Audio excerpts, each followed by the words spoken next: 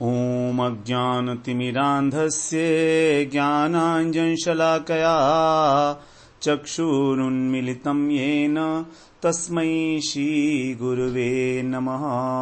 वन्देऽहं श्रीगुरो श्रीयुत्पदकमलं श्रीगुरून् वैष्णवांश्च श्रीरूपं साग्रजातं सहगण रघुनाथान्वितं तं सजीवं साद्वैतं सावधूतं परिजनसहितं कृष्ण चैतन्यदेवं श्रीराधा कृष्णपादान् सहगण ललिता श्रीविशाखान्वितांश्च यत्पादपद्मनखचन्द्रमणिच्छटाया विस्फूर्जितं किमपि गोपवधूष्वदर्शी पूर्णानुरागरससागरसारमूर्ति साराधिका मयि कदानु कृपां करोतु। हरे कृष्णा। सर्वप्रथम मैं अपने गुरुपाद पद्म ओम विष्णुपाद अष्टोत्तर शत श्री श्रीमद् भक्ति वेदांत माधव गोसाई महाराज के चरण कमलों में अनंत कोटि दंडवत प्रणाम ज्ञापन करता हूँ। हम लोग श्री नरोत्तम दास ठाकुर के द्वारा रचित प्रेम भक्ति चंद्रिका का श्रवण कर रहे हैं। इसमें हमारा युगल भजन निष्ठा वाला प्रकरण चल रहा है। इसके अंदर हम लोगों ने 40वीं त्रिपदी को श्रवण किया, जिसमें ठाकुर महाशय कह रहे हैं कि आन कथा आन व्यथा, अर्थात जो भी अन्य कथा है कृष्ण के अतिरिक्त वो सारी एक व्यथा है। हरि कथा, यदि हरि कथा के बिना सब कुछ ही व्यथा है। इस संसार के अंदर जितनी भी वार्ताएं हैं, जितनी भी कथाएं हैं, वो सब व्यर्थ हैं और सब दुख की हेतु हैं, दुख उत्पन्न करने वाली हैं। इसलिए कहते हैं आन व्यथा, ना ही जानो ना ही जेनो जाई तथा। तो मैं वहां पर जाना नहीं चाहता हूं। ना ही जेनो जाई तथा, मुझे जाना नहीं है, अर्थात मुझे वो नहीं करना है। इसलिए तो मारे चरणों स्मृति साजे, आपके चरणों की स्मृति मेरे हृदय में हमेशा विराजमान रहे। और कैसे रहे? अविरत अविरल, निरंतर और प्रगाढ़ रूप से। अविरल माने नॉट डाइल्यूटेड, तो प्रगाढ़ रूप से मैं आपके चरण कमलों का जो है निरंतर चिंतन करता रहूं।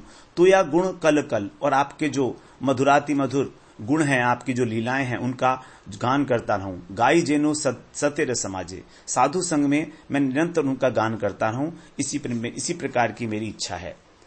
तो इसके बाद अब कह रहे हैं युगल भजन के अंदर अपनी निष्ठा को दृढ़ करने के लिए जो उपाय है वो यहां पर बताया जा रहा है। यहां पर तो बता दिया अब क्या करना है। अब क्या कह रहे हैं कि किस चीज को छोड़ना है और किस चीज को करना है। देखिए, इस त्रिपदी में अन्वय और व्यतिरेक दोनों प्रकार की चीजें एक ही साथ आ रही हैं। तो यहां पर अब 41वीं त्रिपदी में पहले हम सुनेंगे व्यतिरेक रीति से कि हमको क्या छोड़ना है और फिर क्या छोड़कर क्या करना है, ये बताएंगे। कह रहे हैं अन्य व्रत अन्य दान, नाही करो वस्तु ज्ञान, अन्य सेवा अन्य देव पूजा। हा हा कृष्ण बोली बोली, बेड़ा बो आनंद करी, मने आर नाही जेनो दूजा, मने आर नाही जेनो दूजा। कह रहे हैं अन्य व्रत अन्य दान। जितने भी अनेक प्रकार के व्रत हैं जिनका संबंध कृष्ण से नहीं है, जैसे एकादशी और हरिवासर तिथि जो भी हैं, उनको छोड़कर जितने भी अन्य व्रत हैं देवी देवताओं के जो हमारे शास्त्रों में बताए गए हैं कर्मकांड के अंतर्गत, तो सभी दान, सभी व्रत और अन्य दान और वैष्णवों की सेवा के लिए, गुरु की सेवा के लिए जो किया जाता है, उस सेवा को छोड़कर अन्य किसी भी प्रकार का कोई दान मैं कभी ना करूं और ना ही उसको ग्रहण करूं। ना तो मैं दान करूं और ना मैं ग्रहण करूं उस दान को, इस प्रकार से। और फिर क्या, ना ही कर वस्तु ज्ञान। वस्तु क्या है? वस्तु का मतलब है जिसका अस्तित्व है, और वास्तव में अस्तित्व जो है एक ही वस्तु का है, और वो है कृष्ण। कृष्ण के अतिरिक्त तो सभी कुछ अवस्तु है, लेकिन उसको भी फिर वस्तु कह दिया जाता है, इसलिए कह रहे हैं ना ही कर वस्तु ज्ञान। कृष्ण संबंधी ज्ञान को छोड़कर, भगवत संबंधी ज्ञान को छोड़कर अन्य किसी भी प्रकार का ज्ञान का अनुसंधान मुझे नहीं करना है। चाहे वो दैहिक ज्ञान हो, चाहे भौतिक ज्ञान हो, चाहे वो निर्विशेष ब्रह्म ज्ञान हो, तो उसका मुझे अनुसंधान नहीं करना है। निर्विशेष ब्रह्मज्ञानी जो हैं वो ब्रह्म ज्ञान को प्राप्त करते हैं, सायुज्य मुक्ति प्राप्त करते हैं, लेकिन कह रहे नहीं, केवल कृष्ण का ज्ञान, भगवत ज्ञान, ना ही कर वस्तु ज्ञान, ना ही सेवा अन्य देव पूजा, और अन्य किसी की भी सेवा ना करूं मैं, किसी अन्य देवी देवता की किसी की भी पूजा नहीं करूंगा। फिर क्या करूंगा मैं? जब इतने सारे काम नहीं करूंगा तो क्या करूंगा? तो मैं तो एक ही केवल आपसे प्रार्थना कर रहा हूं, हा हा कृष्ण बलि बलि, बेड़ा वो आनंद करी। केवल हा कृष्ण पुकारते हुए आनंद में वृंदावन के अंदर मैं भ्रमण करता रहूं, वृंदावन की गलियों में भ्रमण करता रहूं, यमुना पुलिन के ऊपर भ्रमण करता रहूं, हा कृष्ण हा राधे, इस प्रकार से यही है मेरा आनंद। मन आर नाही जेन दूजा, और मन में कृष्ण के अतिरिक्त और किसी भी वस्तु का आभास तक न रहे। मन में केवल कृष्ण हो, केवल कृष्ण। मयि आसक्त मनः पार्था, जो भगवान ने कहा कि मुझ में ही आसक्त हो। मय्येव मन आधस्व मयि बुद्धिम निवेशय, अर्थात मन को मुझ में नियोजित कर दे और बुद्धि को भी मुझ में नियोजित कर दे। इस प्रकार से केवल कृष्ण के अंदर मैं एक चित्त, एक दत्त आसक्त होकर और केवल उन्हीं का नाम पुकारूं, उन्हीं की चर्चा करूं, उन्हीं के लिए दान दूं, उन्हीं के लिए व्रत करूं, उन्हीं के लिए ज्ञान अर्जित करूं। जहां पर कृष्ण नहीं है वहां पर कुछ नहीं, वहां पर मेरा कोई लेना देना नहीं। तो जो भी भगवदीय वस्तु हैं, जो भी कृष्ण संबंधी वस्तुएं हैं, उन सबको अत्यंत आदर पूर्वक स्वीकार करते हुए, और जो कृष्ण से इतर वस्तुएं हैं उनकी उपेक्षा करते हुए, किसी का अनादर नहीं करना है, किसी की निंदा नहीं करनी है, लेकिन उसकी उपेक्षा मात्र कर देनी है, क्योंकि हमारे जीवन का वो लक्ष्य नहीं है। अब जब लक्ष्य नहीं है तो उसको पकड़ के बैठेंगे क्यों? यदि हमारे जीवन का लक्ष्य है कर्मकांड, यदि हमारे जीवन का लक्ष्य है भोग प्राप्त करना, तो फिर भोगों के लिए ठीक है, हम अनेक प्रकार के व्रत करेंगे, अनेक प्रकार के दान करेंगे। लेकिन यदि वो लक्ष्य नहीं है हमारे जीवन का, यदि हमारा लक्ष्य कृष्ण प्रेम है, तो फिर क्या करेंगे? हम केवल कृष्ण से संबंधी वस्तुओं को ही ग्रहण करेंगे और उन्हीं की चर्चा करेंगे, उन्हीं के बारे में चिंतन करेंगे, उन्हीं की सेवा करेंगे। इस प्रकार से अपने मन, अपने वचन और अपने कर्म, अपने शरीर को केवल कृष्ण की सेवा में नियुक्त करके, केवल कृष्ण कृष्ण उच्चारण करते हुए, मैं ऐसा कब होगा जब वृंदावन की गलियों में विचरण करूंगा, भ्रमण करूंगा। तो यहां पर ठाकुर महाशय जो है पहली यही बता रहे हैं कि जो त्याज्य विषय है वो क्या है। अन्य व्रत, अन्य व्रत से अर्थ होता है यहां पर जो हरिवासर तिथियां हैं, जो वैष्णव व्रत हैं, उनके अतिरिक्त जितने भी देवी देवताओं के व्रत हैं उनको कहा जाता है अन्य व्रत। अन्य व्रत जो भगवदीय व्रत हैं वो कौन से हैं? हरिवासर तिथि। जैसे हरिवासर तिथि कौन सी है? एकादशी, जन्माष्टमी, रामनवमी, वामन द्वादशी, नरसिंह चतुर्दशी, शिवरात्रि, गौर पूर्णिमा, नित्यानंद चतुर्दशी, अद्वैत जयंती, ये सभी हरिवासर तिथि कहलाती हैं। हरिवासर तिथि का मतलब है कि जिस तिथि का, जिस दिन का भगवान के साथ संबंध है वही है हरिवासर। हरिवासर का जो अर्थ है वो यही है कि जो हरि का दिवस है, विशेष दिवस। वैसे तो सभी दिवस भगवान के ही हैं, लेकिन जो पूरे वर्ष में जो विशेष दिवस जो निर्दिष्ट किए गए हैं, जिसमें हमको व्रत करना है, तो ये केवल हमारा व्रत कर्तव्य नहीं है व्रत करना, बल्कि यही हमारा धर्म है।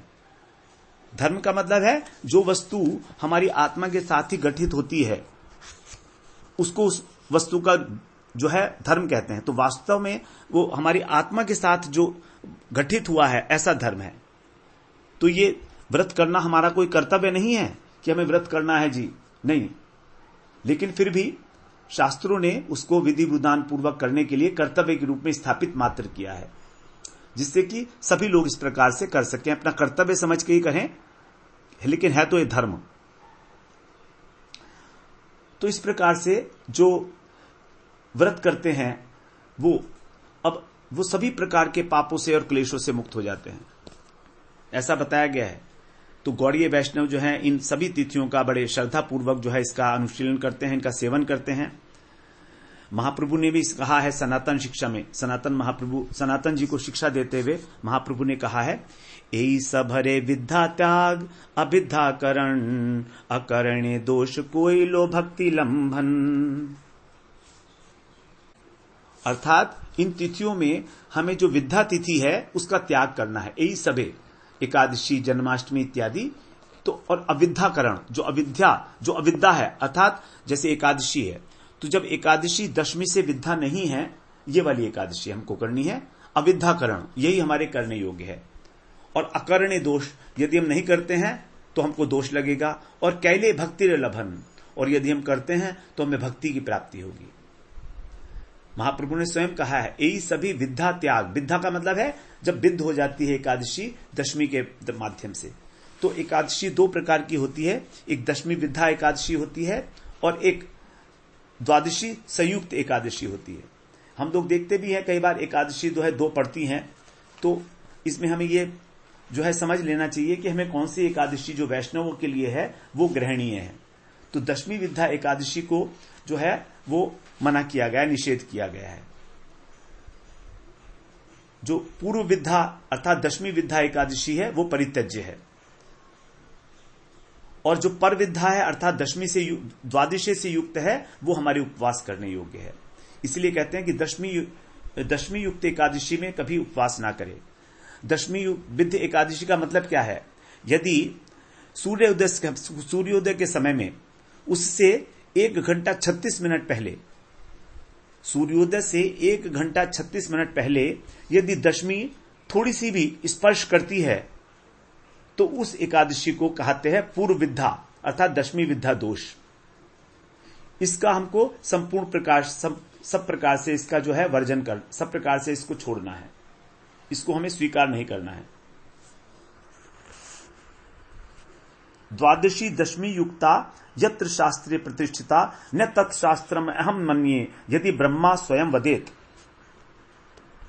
कह रहे वो एकादशी जो दशमी से युक्त है, शास्त्रों में यद्यपि उसका वर्णन किया गया है, लेकिन उन शास्त्रों को यदि ब्रह्मा जी स्वयं कहेंगे तो भी मैं उनको स्वीकार नहीं करता हूं। क्यों? क्योंकि वासरम दशमी विद्धम दैत्यानाम पुष्टिवर्धनम मदीयम नास्ति संदेह सत्यम सत्यम पितामह। पद्म पुराण में जो भगवान और ब्रह्मा जी का संवाद है उसमें कहा है कि हे पितामह, मैं सत्य कह रहा हूं कि दशमी विद्या एकादशी दैत्यों की पुष्टिवर्धक है, इसमें कोई संदेह नहीं है। इसीलिए जो है दशमी संयुक्त एकादशी हमको नहीं करनी है, बड़ा स्पष्ट लिखा हुआ है। और दूसरी बात है, एक बात और यहां पर हम कह सकते हैं कि एकादशी में कभी भी उद्यापन नहीं होता है। उद्यापन उनका किया जाता है जहां पर हमको फल की कामना होती है, लेकिन एकादशी केवल भगवान की प्रसन्नता के लिए की जाती है, इसलिए इसका उद्यापन का कोई विधान नहीं है।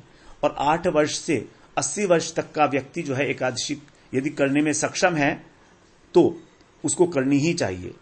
यदि जीवन के अंतिम समय में किसी बीमारी के कारण या कोई बहुत क्रोनिक डिसीज है, एकादशी नहीं कर पा रहे हैं तो कोई बात नहीं है, लेकिन फिर भी प्रयास जरूर करना ही चाहिए। क्योंकि एकादशी को कहा गया भक्ति की जननी है, ये भक्ति की जननी। और एकादशी के दिन कहते हैं यानि कानि च पापानि ब्रह्म हत्या समानि च अन्नमाश्रित्य तिष्ठन्ति संप्रांते हरिवासरे। अर्थात इस विश्व में ब्रह्म हत्या इत्यादि जितने भी प्रकार के पाप हैं, तो वे सारी पाप हरिवासर तिथि में उस अन्न को आश्रय बनाकर रहते हैं। इसलिए यदि अन्न का भोजन किया जाएगा तो अन्न के माध्यम से ये सारे पापों को ग्रहण किया जा रहा है। तानी पापानी अव्रतापनोति भुंजानो हरिवासरे।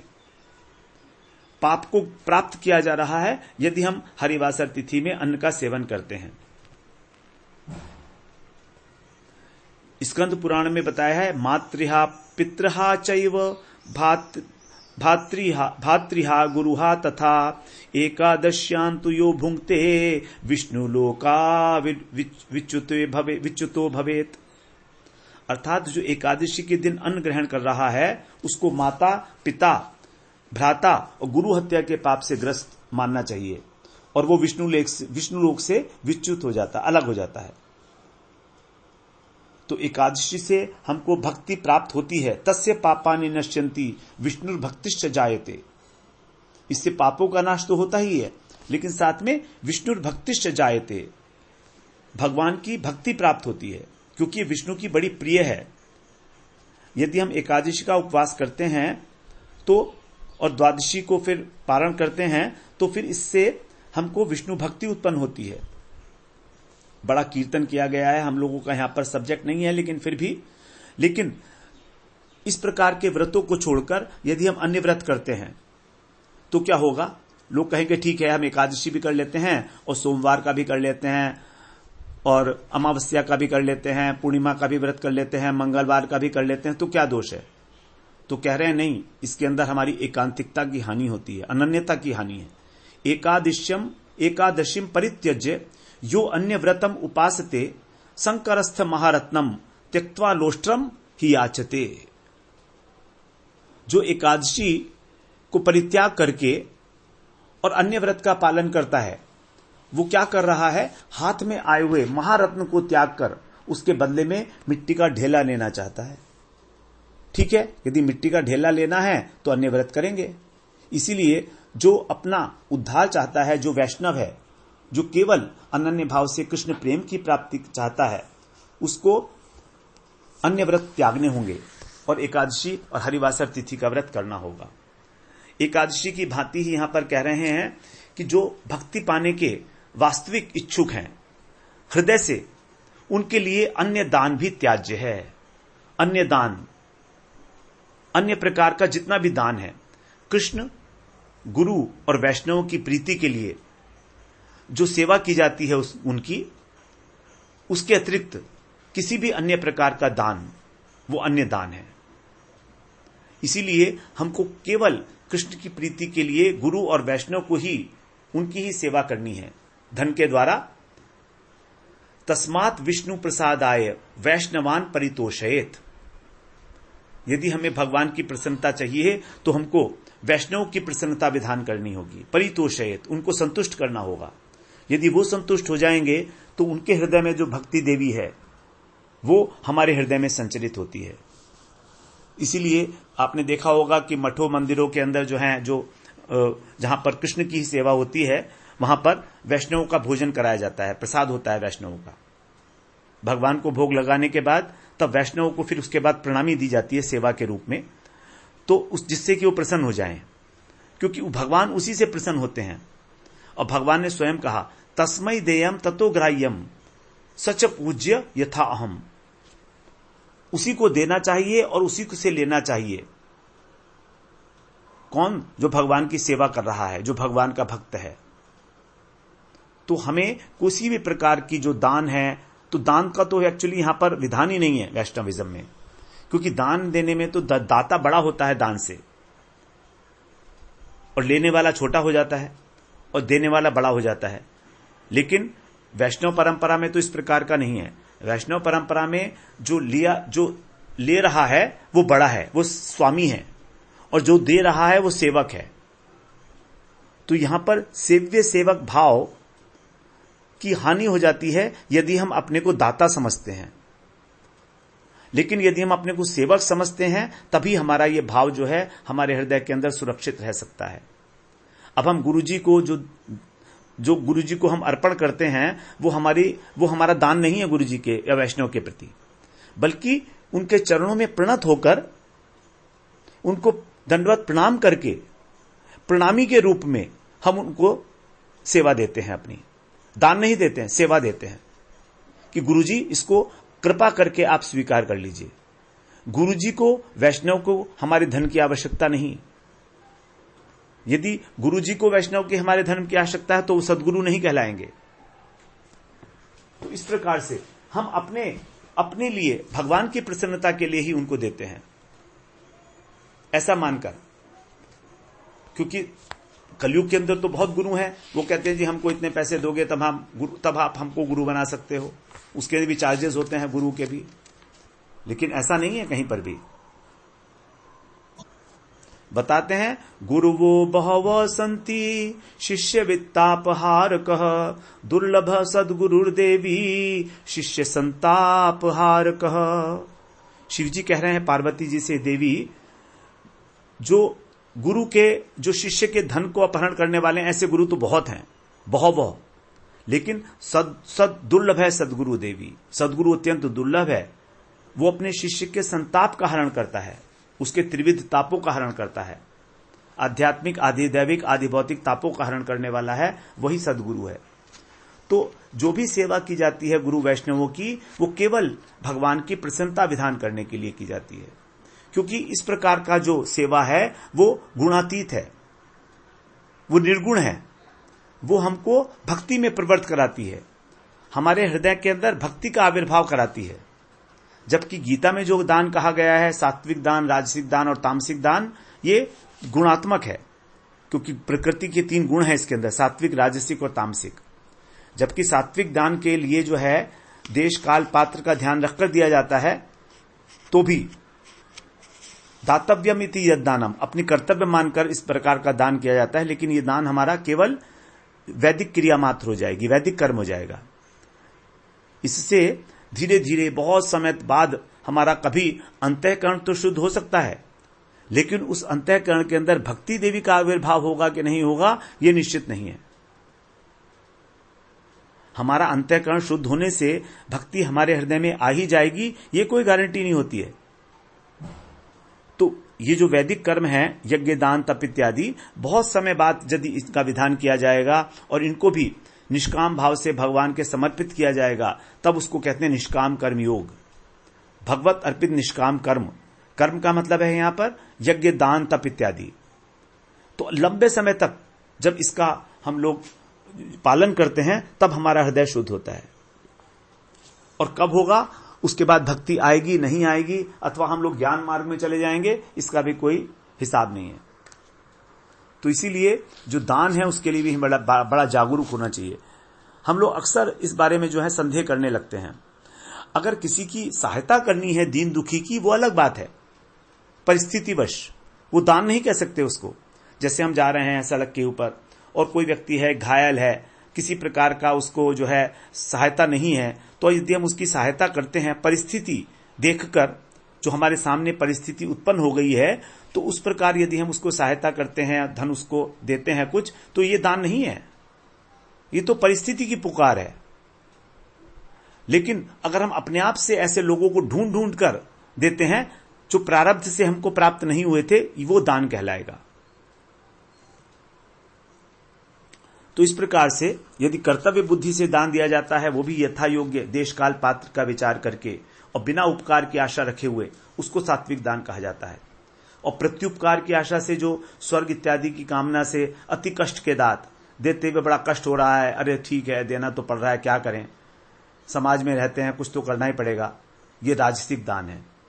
और जो आदेश काल में गलत जगह पर, गलत स्थान पर, गलत समय में बिना किसी सत्कार आज्ञा के अवज्ञा पूर्वक किया जाता है, जैसे कोई भिखारी पीछे पड़ा है तो हम लोग जो है जबरदस्ती उसके अवज्ञा करते हुए उसको पहले थोड़ी सी डांट पिला देते हैं, गालियां दे देते हैं, उसके बाद उसको कुछ दे देते हैं, तो ये तामसिक दान है। तो ये सब गुण दान जो है, जो गुणमय त्रिगुणात्मक दान, ये अन्य दान है। इनसे कृष्ण प्राप्ति की कोई संभावना नहीं है, इसलिए साधक इसको स्वीकार नहीं करेंगे। आगे कह रहे हैं, ना ही करो वस्तु ज्ञान। वस्तु का, किसी भी वस्तु का ज्ञान, कृष्ण से इतर वस्तु, हमें उसके ज्ञान की कोई आवश्यकता नहीं है। ना ही करो वस्तु ज्ञान, तो केवल कृष्ण, कृष्ण भक्ति और वैष्णव, इन तीनों का ही ज्ञान, ये त्रिविध परमार्थिक तत्व ज्ञान है। कृष्ण तत्व, भक्ति तत्व और वैष्णव तत्व। वैष्णव तत्व में गुरु तत्व भी आ गया, और कृष्ण तत्व के अंदर हमारा जीव तत्व और माया तत्व भी आ गया, क्योंकि कृष्ण अलग नहीं है। कृष्ण जो है समग्रता से ही जानने योग्य है। जब हम कृष्ण को जीव तत्व और माया तत्व के साथ जानते हैं, तभी कृष्ण तत्व पूरा होता है। भगवान ने अर्जुन को इसी प्रकार के ज्ञान देने का जो है आश्वासन दिया 7वें अध्याय में, दूसरे श्लोक में, ज्ञानम तेहम सविज्ञानम इदम वक्ष्यामि शेषतः यज्ञात्वा नेह भूयोन्य ज्ञातव्यम अवशिष्यते। कि अब मैं तेरे लिए जो विज्ञान सहित तत्व ज्ञान है उसको कहूंगा संपूर्णता से, अशेषतः, जिसको जानकर संसार में कुछ भी जानने योग्य नहीं रहेगा। तो यहां पर सप्तम स्कंध में, सप्तम अध्याय में गीता के भगवान ने इसी प्रकार के ज्ञान को देने के लिए कहा है। अर्थात भगवत ज्ञान के साथ साथ जीव ज्ञान और माया, माया क्या है और जीव क्या है। इसीलिए इमीडिएटली इसके बाद वाले श्लोक में भगवान ने जो है बताया कि जीव कौन है और माया कौन है। माया के विषय में बताया भूमिरापोन लो वायु खम मनो बुद्धि रेवच अहंकारितीयम में भिन्ना प्रकृति अष्टधा। जो भगवान की अंतरंग बहिरंगा माया है, जो अष्टधा माया है, उसको कहा ये महामाया अष्टधा। और जीव माया क्या है? अपरिमित स्वन्याम प्रकृति विद्धि में पराम जीव भूताम महाबाहो ये दम धारयते जगत। तो जो इससे भिन्न है और इससे श्रेष्ठ है वो है भगवान की जीव रूपा शक्ति, जीव शक्ति, चेतन, जो चेतन प्रकृति है, और एक जड़ प्रकृति और चेतन प्रकृति। तो भगवान को जानने का मतलब है, भगवत ज्ञान का मतलब है समग्रता में जानना। और इसके अतिरिक्त भक्ति तत्व क्या है और वैष्णव तत्व क्या है। इस परमार्थिक ज्ञान के अतिरिक्त मुझे अन्य किसी वस्तु ज्ञान का आवश्यकता नहीं है। इस माइक विश्व में अनेक अनेक प्रकार के ज्ञान हैं। विश्व के अंदर बताया गया है कि विशेष मुख्य रूप से 5 प्रकार के ज्ञान बताए गए हैं। एक तो प्रत्यक्ष वस्तु का ज्ञान, जो अक्षर ज्ञान है, जिसको हम अपनी इंद्रियों से ग्रहण करते, इंद्रियार्थ ज्ञान, इंद्रियों के द्वारा जिसको ग्रहण किया जा सकता है, जिसको हम जो है अपनी इंद्रियों से, ज्ञानेंद्रियों से ग्रहण करते हैं, अपनी आंखों से, अपनी नाक से, अपने कान से सुनकर अथवा अपनी जीवा से उसको टेस्ट करके, ये सारा इंद्रियार्थ ज्ञान है, इंद्रियों के द्वारा जो ग्रहणीय है, अपनी त्वचा से। फिर है नैतिक ज्ञान। नैतिक ज्ञान का मतलब है समाज का हित अहित विचार करके जो नीति निर्धारित की गई हैं, जिससे कि इस समाज में सुख की वृद्धि हो और दुख जो है कम हो जाए। जैसे राजनीति है, दंड नीति है, समाज नीति है, श्रम नीति है, वाणिज्य नीति है, आर्थिक नीतियां हैं, ये सब नीति ज्ञान है, नैतिक ज्ञान। तो इस प्रकार के ज्ञान में परमार्थ ज्ञान का नितांत अभाव है। और नीति के पालन का फल जो होगा वो इस जगत में या तो यश मिलेगा या अपयश मिलेगा, इससे अतिरिक्त कुछ नहीं है। इसलिए इसका बिल्कुल स्पर्श नहीं है। फिर आ जाता है ईश्वर ज्ञान। ईश्वर ज्ञान का मतलब है कि वर्णाश्रम धर्म, तपस्या इत्यादि के द्वारा जो ज्ञान उत्पन्न होता है, तो इससे भी हमको अपने स्वरूप का बोध नहीं होता है। इस प्रकार के ज्ञान से भी, इस प्रकार के ज्ञान से केवल ऊपर ऊपर से ही हम लोग जान पाते हैं कि परमात्मा कौन है। अपने स्वरूप का बोध जो है इस ज्ञान से नहीं हो पाता है। इसको ईश्वर ज्ञान कहा गया है। और फिर आता है ब्रह्म ज्ञान, जो निर्विशेष ब्रह्म ज्ञान है, जीव ब्रह्म एक ही ज्ञान कि जीव ही ब्रह्म है। तो इस ज्ञान के अनुसार जगत जो है कल्पित है, अविद्या है, अविद्यात्मक है, मिथ्या है, और ब्रह्म ही एकमात्र वस्तु है, जीव की सत्ता नहीं है। जब वही जीव ब्रह्म जब माया के आश्रित हो जाता है तो उसको जीव कहलाते हैं। ये ब्रह्म ज्ञान है, निर्विशेष ब्रह्म ज्ञान। तो यहां पर जीव और ब्रह्म की एकता का प्रतिपादन किया गया है। जो अद्वैतवाद है, मायावाद है, वो सब इसी ज्ञान के ऊपर आधारित है। इसके विशेष हम गहराई में नहीं जाएंगे। और फिर आता है शुद्ध ज्ञान। ये शुद्ध ज्ञान जो है ये ज्ञान है, भगवान का ज्ञान।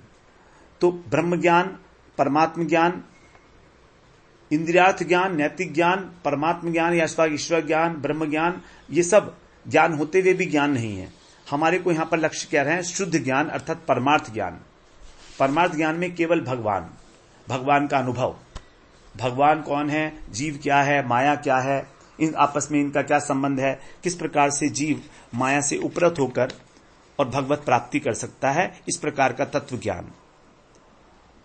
और इसके साथ साथ भक्ति क्या है और वैष्णव क्या है, क्योंकि वैष्णव को यदि नहीं जानेंगे तो हम वैष्णव की सेवा नहीं कर पाएंगे। इसलिए वैष्णव तत्व को जानना बड़ा इंपॉर्टेंट है। भक्ति तत्व और वैष्णव तत्व और कृष्ण तत्व, यदि इन तीनों को नहीं जाना तो हम शुद्ध भक्ति के अंदर प्रवेश नहीं कर सकते। हमारी भक्ति तो होगी लेकिन वो मिश्रित होगी, अशुद्ध होगी, और ऐसी अशुद्ध भक्ति से भगवान वश में नहीं होते हैं। भगवान वश में होते हैं जो शुद्ध भक्ति होती है, बिल्कुल जहां पर कर्म ज्ञान इत्यादि का कोई भी मिश्रण नहीं है। इसी के लिए कहा गया है कि इस वस्तु को जानने के बाद, अब भगवान ने कहा है कि जानने योग्य वस्तु तो केवल एक मैं ही हूं, ये जो है भगवान ही है केवल। वेद्यम वास्तव मत्र वस्तु शिवदम तापत्रयोन्मूलनम। भगवान ने कहा, सुखदेव जी कह रहे हैं गीता उसमें भागवत में पहले स्कंध के पहले अध्याय के दूसरे श्लोक में ही कि वेद्यम वास्तव मात्र, यहां पर जो जानने योग्य वास्तव वस्तु है वो कैसी है? शिवदम और तापत्रयोन्मूलनम, अर्थात कल्याणकारी है और हमारे तीनों प्रकार के तापों से हमें मुक्त करने वाली है। और उसी वस्तु के विषय में भगवान ने गीता में परिचय दिया अपना कि मैं ही हूं वो। 15वें अध्याय के 15वें श्लोक में कहते हैं वेदैश्च सर्वैर्हमेव वेद्यो वेदांत कृत एव विदेव चाहम, अर्थात सब प्रकार के वेदों के द्वारा मैं ही एकमात्र जानने योग्य वस्तु हूं और वेदांत का कर्ता और वेदों का जानने वाला भी मैं ही हूं। तो एकमात्र कृष्ण ही जानने योग्य हैं, इसीलिए भगवत ज्ञान ही हमारा लक्ष्य होना चाहिए। इसी को हम भगवत ज्ञान, भागवत धर्म, परमार्थ ज्ञान सब कुछ भी कह सकते हैं, जिसको जानने के बाद कुछ भी शेष नहीं रहता, जानने के बाद कुछ भी जानना शेष नहीं रहता, क्योंकि वही अच्युत जो है वही परम वस्तु है। बिना अच्युतात वस्तु परम नवाच्यम, बिना उस अच्युत के कोई भी वस्तु वस्तुवाच्य नहीं है, उसको वस्तु नहीं कह सकते। तो परम वस्तु जो है वो केवल एक कृष्ण ही है, और इस परम वस्तु को जानने के लिए ही जो साधन है, भजन है, वो सब किया जाता है और ब्रजवास किया जाता है। भक्ति के अंदर जो 5 अंग बताए गए हैं, मथुरावास, साधु संग, सबसे पहले साधु संग, उसके बाद मथुरावास, विग्रह सेवा,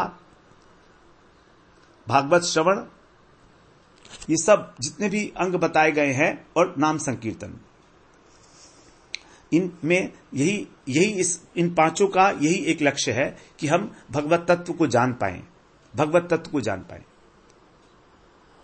कौन भगवत तत्व है, कौन वास्तव में? वही जिसको बिल्व मंगल ठाकुर ने, जिसके लिए बिल्व मंगल ठाकुर जो है पुकार कर कह रहे हैं, हाँ कृष्ण, हाँ कृष्ण कह रहे हैं बिल्व मंगल ठाकुर।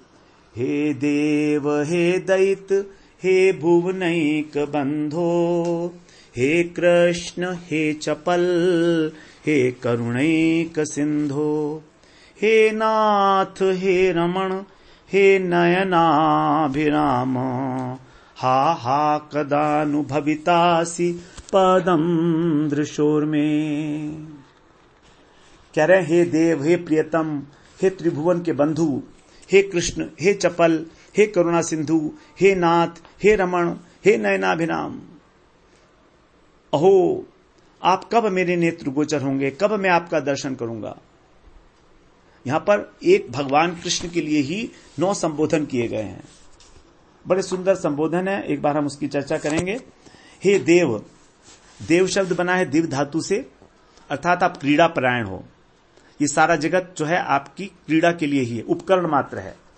इसके अतिरिक्त आप वृंदावन में अपनी आह्लादनी शक्ति श्री राधा रानी और उनकी कायव्यो रूपा जो गोपियां हैं उनके साथ नित्य निरंतर मधुर क्रीड़ा में लगे हो।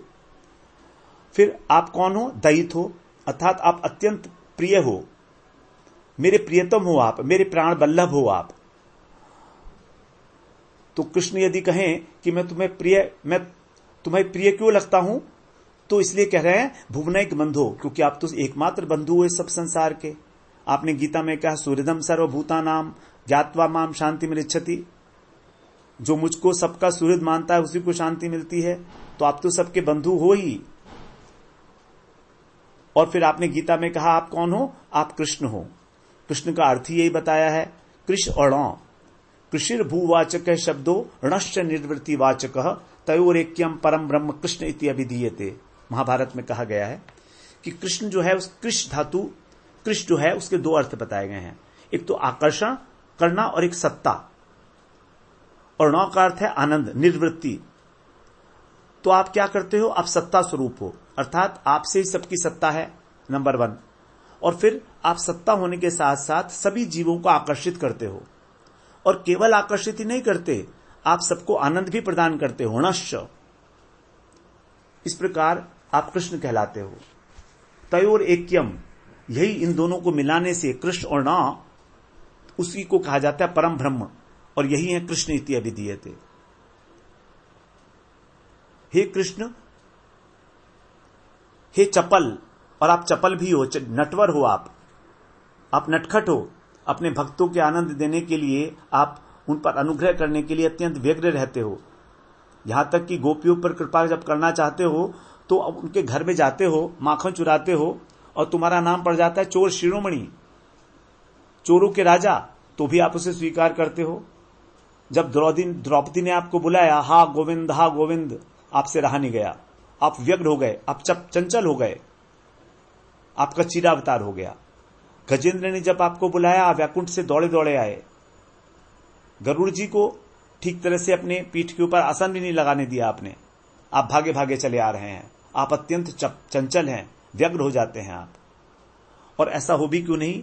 क्योंकि आप तो करुणिक सिंधु हो, अर्थात करुणा के एकमात्र सिंधु हो, एकैक करुणा, एक सिंधु, एकमात्र। आपका हृदय जो है करुणा के सागर से निरंतर छलछलाता रहता है, और विशेषकर अपने भक्तों को तो आप कष्ट में देख ही नहीं पाते आप उनको। बिना उनके पुकारे ही आप उनके पास आ जाते हो। इसलिए कहते हैं आप नाथ भी हो हमारे, आप स्वामी हो। विशिष्टता है आपकी कि आप मेरे स्वामी हो, मेरे पति हो, इसलिए आपको मेरी रक्षा करनी ही करनी है, मेरा पालन करना ही करना है। और रमण, और इस बात को आप भी जानते हो कि आप ही भक्तों के चित्त में रमण भी करते हो, इसलिए आप राधा रमण भी हो, राधा जी के चित्त में भी रमण करते हो। और अंत में कह रहे हैं नयनाभिराम, आपका जो ललित त्रिभंग स्वरूप है वो नेत्रों के लिए तो मान लीजिए उत्सव स्वरूप है, अभिराम है, परम आनंद प्रदाता है। तो जब आप मेरे कब आप मेरे नयन गोचर होंगे? जब आप ऐसा होगा तभी मैं कहूंगा कि हां मैं जीवित हूं। हा कदानुभवितासी पदम दुशोर में अत्यंत खेद व्यक्त करते हुए कह रहे हैं हा कृष्ण। ऐसा कब होगा? मेरा जीवन तो व्यर्थ जा रहा है। क्या कभी ऐसा होगा कि आपके मैं चरण कमलों का दर्शन कर पाऊंगा? बस केवल इतनी सी कृपा कर दो, और केवल एक बार करो, अधिक बार नहीं, केवल एक बार ये कृपा करो, हा कृष्ण। तो ये ऐसे हैं कृष्ण। उस कृष्ण को हमें जानना है, उन श्याम सुंदर कृष्ण की हमें भक्ति करनी है, वही हमारे उपास्य तत्व हैं। फिर अन्य सेवा हम क्यों करेंगे? अन्य सेवा अन्य देव पूजा, तो अन्य देवताओं की पूजा करना, अन्य सेवा, ये सब की सब निषिद्ध है वैष्णवों के लिए। केवल कृष्ण और केवल कृष्ण के भक्तों की सेवा करना ही वैष्णवों का एकमात्र उद्देश्य है। अन्य की सेवा करेंगे। अब अन्य की सेवा क्यों मना की गई? यदि हम सोचें, सेवा में बड़ी शक्ति होती है, हमको सेवा बड़ा आकृष्ट करती है, और जहां भी हम सेवा करते हैं वहां हमारा हृदय हम चाहे लगाना चाहें या ना लगाना चाहें लग जाएगा। यदि आपको किसी भी वस्तु में आसक्ति बढ़ानी है तो उसकी आप सेवा करना आरंभ कर दो। आप करके देखो, 15 दिन आप करके देखो, आपकी आसक्ति हो जाएगी। हां, वो सेवा जो है निष्कपट भाव से होनी चाहिए, बिना किसी प्रत्युपकार की आशा के, उससे कुछ भी एक्सपेक्ट नहीं करते हुए यदि आप उसकी सेवा करोगे तो आपका मन उसके साथ अनुरक्त हो जाएगा। ये बड़ा आसान साधन बताया है भगवान ने कि मुझ में तुम कैसे अनुरक्त हो सकते हो मेरी सेवा के माध्यम से। यदि तुम अन्य सेवा करोगे, समाज सेवा करोगे, देश सेवा करोगे, ठीक है, अच्छा है, अपने स्वधर्म का आचरण कर रहे हो, कोई बुरी बात नहीं है, लेकिन शुद्ध भक्ति वहां पर नहीं हो पाएगी। भगवान उससे प्रसन्न नहीं होने वाले हैं। स्वर्ग दे देंगे जितने भी लोग देश सेवक हुए हैं, हमारे देश भक्त हुए हैं, वो उन्होंने अपने जान दे दी है देश के लिए, वो स्वर्ग गए हैं, सब गए हैं, ठीक है, बहुत अच्छी बात है। लेकिन हमें तो सोचना है ना कि क्या हमको स्वर्ग चाहिए। यदि हमें स्वर्ग चाहिए तो हम अन्य सेवा करेंगे। और मातृ सेवा पितृ सेवा के लिए भी जब हमारे माता और पिता वैष्णव हैं तो उनको वैष्णव मानकर जो सेवा की जाएगी वो मातृ सेवा पितृ सेवा नहीं कहलाएगी, वो होगी वैष्णव सेवा। वहां पर प्रधानता माता और पिता की नहीं है, महत्व माता पिता का नहीं होकर, क्योंकि माता और पिता से हमारा देह का संबंध है। यदि हम देह धर्म को पालन कर रहे हैं, वर्णाश्रम धर्म को पालन कर रहे हैं, तो निश्चित रूप से हमें माता पिता की सेवा करनी चाहिए, निश्चित रूप से। यदि हम भगवान का भजन नहीं करते तो निश्चित रूप से हमें माता पिता की सेवा करना चाहिए, अन्यथा हमें पाप लगेगा। लेकिन यदि हम सबके माता पिता जो हैं ऐसे कृष्ण की सेवा में संलग्न हैं, तो फिर उनके अंदर तो सभी माता पिता आ गए। तो कृष्ण की सेवा में सारे देवताओं की, माता पिता की, समाज की, देश की, सबकी सेवा आ गई, सबकी सेवा उसी में आ गई, क्योंकि वही मूल है, सबके मूल तो वही है। तो जब मूल जड़ को ही हमने सिंचन कर दिया तो फिर अलग अलग पत्तों को सिंचन करने की आवश्यकता नहीं है। यदि हम अलग अलग सिंचन करेंगे तो पत्ते गलकर नष्ट हो जाएंगे। इस प्रकार से यहां पर बताया गया कि अन्य सेवा और विशेष रूप से जो अन्य देव पूजा, वो तो हमें बिल्कुल ही नहीं करनी है। अन्य देव पूजा हमें नहीं करनी है। देवताओं की जो पूजा है उसके विषय में हम लोग पहले भी बहुत विस्तृत रूप से श्रवण कराए हैं, तो यहां पर हम लोग उसकी चर्चा भी नहीं करेंगे अभी देवताओं के विषय में, क्योंकि भगवान ने गीता में भी बोल दिया है कि वो अविधि पूर्वकम है पूजा। ये अन्य देवता भक्ता यजन्ते अविधि पूर्वकम यजन्ते श्रद्धयान्विता ते अपि मामेव कौन्तेव यजन्ते अविधि पूर्वकम। अर्थात उसका जो फल है वो इष्ट फल नहीं मिलेगा, कुछ फल तो अवश्य मिलेगा, क्योंकि विधि नहीं है इसलिए अभीष्ट फल नहीं मिलेगा। तो क्या करना है फिर? केवल वैष्णव सेवा। वैष्णव सेवा ही हमारे लिए करनी है।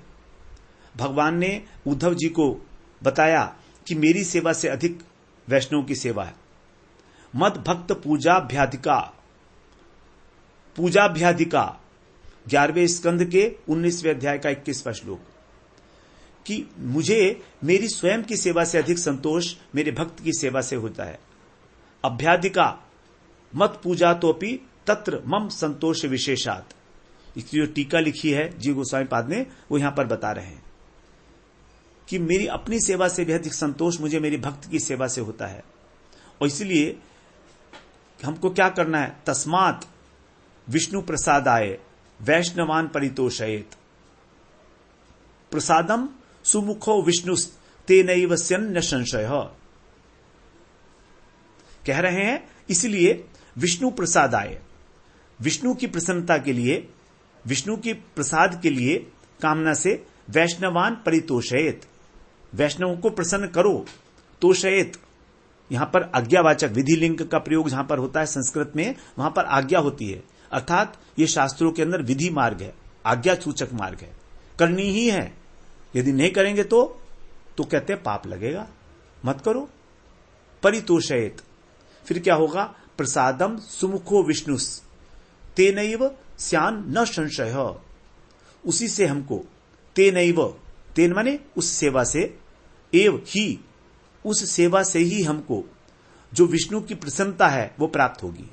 प्रसादम सुमुखो विष्णुस, तो विष्णु का जो सम्यक प्रसाद है वो हमको तभी प्राप्त होगा, इसमें न संशय, कोई संशय नहीं। शिवजी ने इसी प्रकार का वाक्य जो है पार्वती जी से कहा, तस्मात् परतरम देवी विष्णुर आराधनम परम। आराधना नाम सर्वेषाम विष्णुर आराधनम परम, तस्मात् परतरम देवी तदीया नाम समर्चनम। कह रहे हैं तस्मात् आराधना नाम सर्वेषाम, सभी आराधनाओं में भगवान विष्णु की आराधना श्रेष्ठ है। और तस्मात् परतरम, उससे भी अधिक जो पर है, श्रेष्ठ है, श्रेष्ठतर है, वो कहे तदीया नाम समर्चनम, तदीय नाम मतलब जो भगवान से संबंधित, भगवान के जो भक्त हैं तदीय है, ऐसे भक्तों की सेवा, उनका समर्चनम, उनका सम्यक प्रकार से उनकी सेवा करना, वो उससे भी श्रेष्ठ बताई गई है। तो भगवान को अपने भक्त की जो, इसीलिए भगवान ने कहा कि मुझको मेरे भक्तों से भी अधिक प्रिय मेरे भक्तों के भक्त हैं। क्यों? क्योंकि वो मेरे भक्तों की सेवा करते हैं। भक्त ही भक्त जनप्रिय है।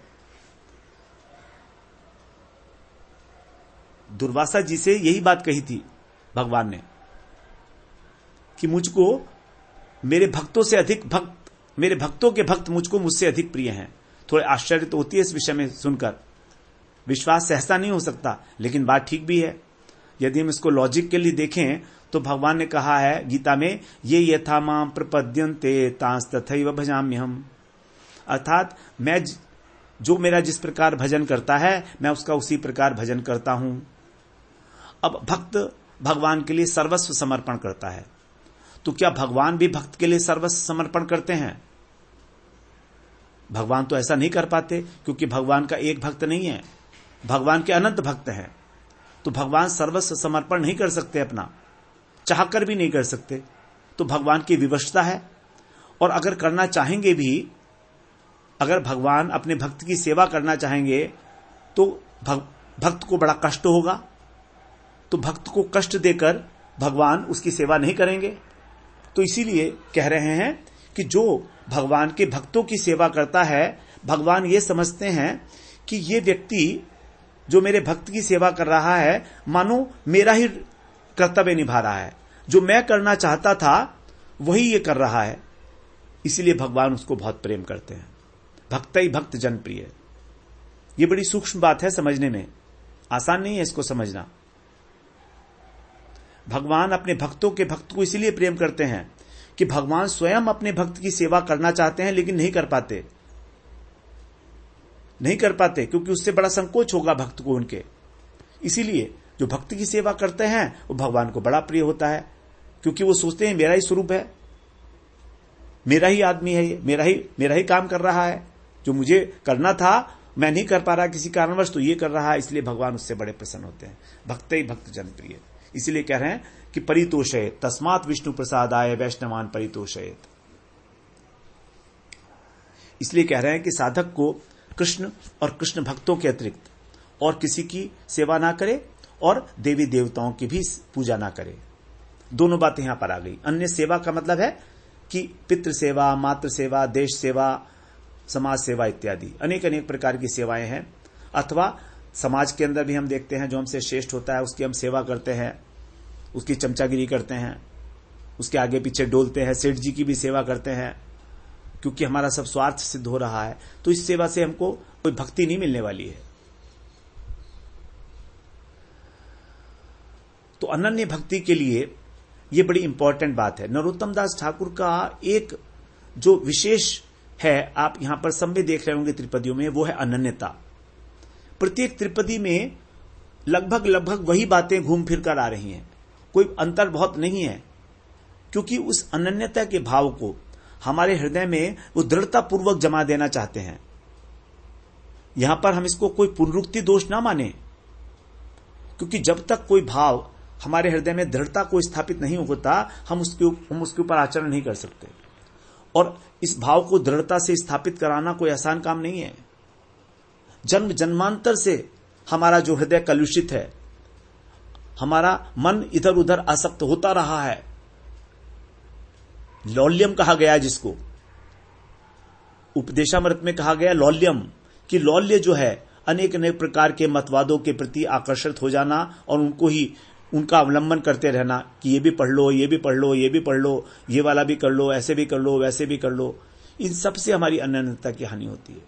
ऐसे किसी व्यक्ति को भगवत प्रेम की प्राप्ति नहीं हुई है। हो सकता है वो बहुत बड़ा पंडित रहा हो, विद्वान रहा हो, लेकिन भगवान उसको पसंद नहीं करते। भगवान को तो पसंद है अपने सच्चे सरल बिल्कुल निष्कपट भक्त, जो अपना सर्वस्व उनको समर्पण करके कह देते हैं कि बस प्रभु मैं तो केवल आपका हूं, आप जो चाहो रखो, चाहे मारो, चाहे नरक में भेजो, चाहे मुझे पशु बनाओ, चाहे कुछ भी पक्षी बनाओ, मैं तैयार हूं, लेकिन आपकी स्मृति को मैं नहीं छोड़ सकता हूं। आपकी स्मृति तो मेरा प्राण है। आप कहीं भी रखो, आपके नाम की स्मृति आपको मैं नहीं छोड़ सकता, आपके नाम को। इस प्रकार से यहां पर बार बार उसी वस्तु का उल्लेख करके सतर्क किया जा रहा है हम लोगों को। अंत में कहते हैं, हा हा कृष्ण बोली बोली बेड़ा वो आनंद करी, मने आर नहीं जेनो दूजा। इन सब का संपर्क त्याग के अब एकांतिक भाव से कृष्णगत प्राणा होकर और कृष्ण के विरह में इस सारे जगत को सूना समझकर, हा कृष्ण तुम कहां हो, कब तुम्हारे दर्शन होंगे। हा कदानुभवितासी पदम दृशोर में, कब आपके दर्शन होंगे, कब इस प्रकार से अनुकूलता मेरी मन की सिद्ध होगी जो मैं चाहता हूं कि आपको एक बार जीवन में दर्शन करूं, बस एक बार आप मुझे दर्शन दो, यही आपकी सबसे बड़ी करुणा होगी। बिलमंगल ठाकुर ही बोलते हैं श्री कर्णामृत में, चिकुरम बहलम विरलम भ्रमरम मृदुलम वचनम विपुलम नयनम अधरम मधुरम वदनम मधुरम चपलम चरितंच कदानु विभो। हे विभो, अर्थात आप कौन है? सर्वव्यापक है, कृष्ण हैं आप, सर्वव्यापक हैं आप, प्रत्येक जगह भी हैं, मेरे अंदर भी हैं, मेरे बाहर भी हैं, आप ही मन प्राणों के अंदर स्फुरित हो रहे हैं। सारे विश्व में, सारा विश्व जो है आपका ही रूप है, प्रत्येक कण कण के अंदर आपकी स्फुरना हो रही है, इसलिए आप विभू हैं। और आपके चिकुरम बहलम, आपका जो सौंदर्य है वो कैसा है? आपका चिकुर का मतलब होता है केश, जो आपके केश हैं वे अत्यंत चिकने हैं, चिक्कण, चिकुरम बहलम, आपके जो केश हैं स्निग्ध, आपका जो जूड़ा है, केशपाश है, उसको मैं जूड़े को कब जो है मैं बांधूंगा, आपके चिकुरम बहलम। और आगे कहते हैं विरलम भ्रमरम, और उस सुगंधित स्निग्ध जो केशपाश है आपका, उसके अंदर पुष्प का जो सौरभ है, फूलों का जो सुगंध है, उसके द्वारा, उसके लोभ से जो अनेक प्रकार के भ्रमर आपके चारों तरफ घूम रहे हैं, उनकी बाधा हो रही है। तो आपके मुख कमल की सुगंध से और आपके सुगंधित केश पाश के सौरभ से जो भ्रमर हैं उनको मैं कब हटाऊंगा। विरलम भ्रमरम मरुदुलम वचनम, और भ्रमर को भगाने के लिए जब आप मुझसे कहेंगे तो मैं कब भगाऊंगा उनको, कब मैं इस प्रकार के वचन आपके सुनूंगा। और इस प्रकार से आपके जो विपुलम नयनम, आपके विशाल नयन हैं जिनसे आनंद सिंधु की लहरें प्रतिपद तरंगायित होती रहती हैं, ऐसे विशाल नयन वो मैं कब देखूंगा। इस प्रकार से, और चपलम चरितंच कदानु विभो, इस प्रकार से आपके मृदुल वचन सुनने से और आपका दर्शन करने के पश्चात, फिर जब आपका स्नेह रस से स्पंदित जो मधुर अधर है, वंशी सहित जब आप वंशी धारण किए होंगे, तो उसको मैं कब देखूंगा। आपका जो चपल चरित्र है, आपकी जो लीला माधुरी है, उसका मुझे कब दर्शन होगा। जो आपकी लीलाएं हैं परम परम चपल हैं, परम चंचल हैं, परम लावण्यमयी हैं, मधुर लीलाएं हैं आपकी, वो उनका दर्शन मुझे कब होगा, स्फुरण कब होगा। चपलम चरिन चरितंच कदानु विभो, कब होगा ऐसा, कब मैं अनुभव करूंगी आपकी लीलाओं का, कब मेरा प्रवेश होगा आपकी लीलाओं में ऐसा।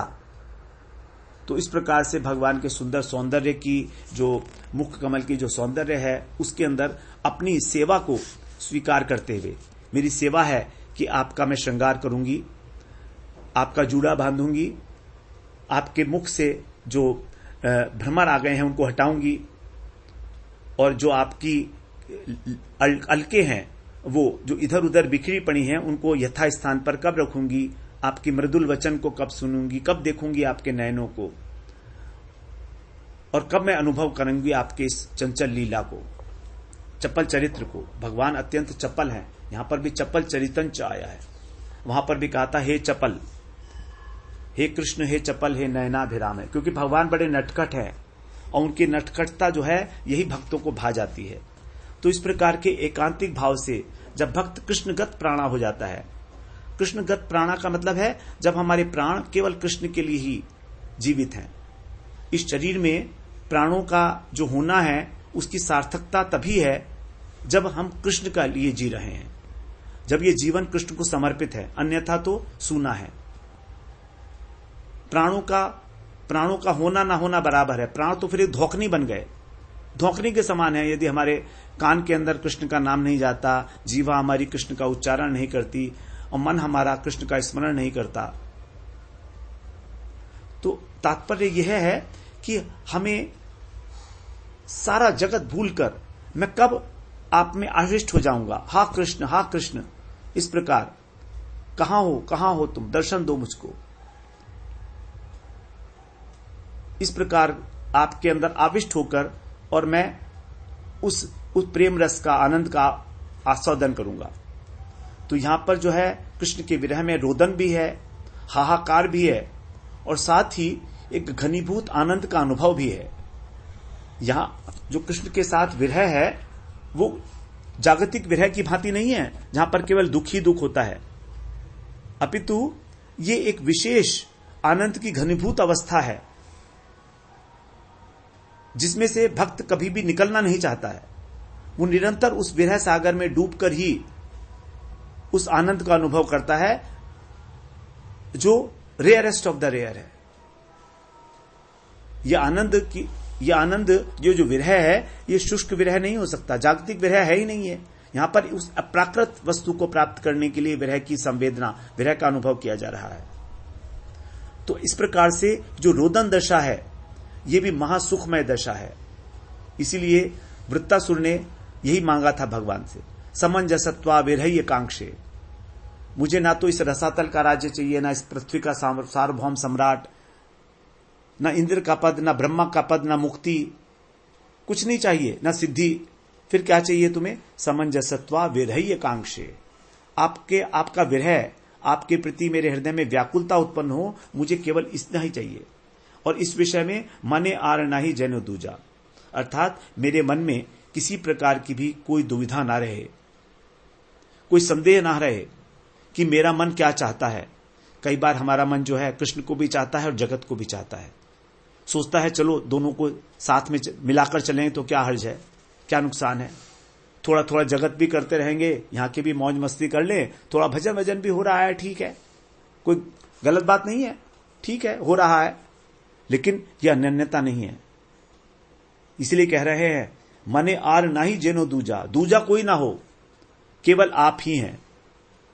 क्योंकि प्रेम जो है बड़ा स्वार्थी होता है, वो एकांतिक चाहता है, अनन्यता चाहता है प्रेम। जहां प्रेम में अनन्यता है वही प्रेम है वास्तव में। अव्यभिचारिणी भक्ति, भगवान ने इसलिए कहा था कि अगर तुम्हें भक्ति करनी है मेरी तो अव्यभिचारिणी भक्ति करना, व्यभिचारी भक्ति नहीं कि आज मेरी कर ली, कल किसी और की कर ली, परसों किसी और की कर ली, सब लोग खुश हो जाएंगे। कोई खुश नहीं होगा। समाज में भी ऐसा ही होता है। यदि हमारा कोई बॉस है तो केवल हमको अपने बॉस के प्रति ही कमिटेड रहना पड़ता है, कि नहीं कि सबको ही मैं बॉस बना लूंगा, सबको मैं अपना स्वामी नहीं बना सकता। कमिटमेंट हमेशा एक के प्रति होगा, और जब एक के प्रति होगा तब ही हमको फल की प्राप्ति होगी। इसीलिए कहते हैं बार बार, मेरे मन में कोई दुविधा ना रहे कि कृष्ण कौन है, राम कौन है, नारायण कौन है, विष्णु कौन है, क्या ये सब एक ही हैं। बहुत बहुत दुविधाएं हैं हमारे मनों के अंदर। जब तक हम सिद्धांत में नहीं उतरते हैं तब तक हमारे संशय नाश नहीं होते, और ये संशयों का नाश ही करना श्रीमद् भागवत पुराण, श्रीमद् भगवद गीता, इनका मुख्य प्रयोजन रहा है। क्योंकि भगवान जानते हैं संशय आत्मा विनश्यति, कहा है उन्होंने, संशय आत्मा का विनाश होता है जो संशय करता रहता है हर चीज में, इफ एंड बट्स करता रहता है। इसीलिए कह रहे हैं मने आर नाही जेनो दूजा, तो संशय का नाश भी हमको भगवान की कृपा से ही होता है। इसीलिए सब प्रार्थना की जा रही है कि आप ही मेरे संशय का नाश कर सकते हो, और कोई नहीं कर सकता है। इस प्रकार से हमने आज ये 41वीं त्रिपदी का श्रवण किया। कल हम जो है इसी प्रकरण के अंदर जो 42वीं त्रिपदी है, जिससे हमारी युगल भजन निष्ठा दृढ़ होती चली जाए, अब 42वीं त्रिपदी से हमारे युगल सरकार दोनों होंगे, राधा और कृष्ण, राधा माधव। तो इन दोनों के लिए, इन दोनों के प्रति निष्ठा जागृत करने के लिए ही ये जो पहले 39, 40, 41 3 त्रिपदियां इसकी भूमिका के रूप में कही गई। अब हम लोग अगले सत्र में 42वीं त्रिपदी में प्रवेश करते हैं। वांछा कल्पतरुभ्यश्च कृपा सिंधुभ्य एव च पतितानां पावनेभ्यो वैष्णवेभ्यो नमो नमः।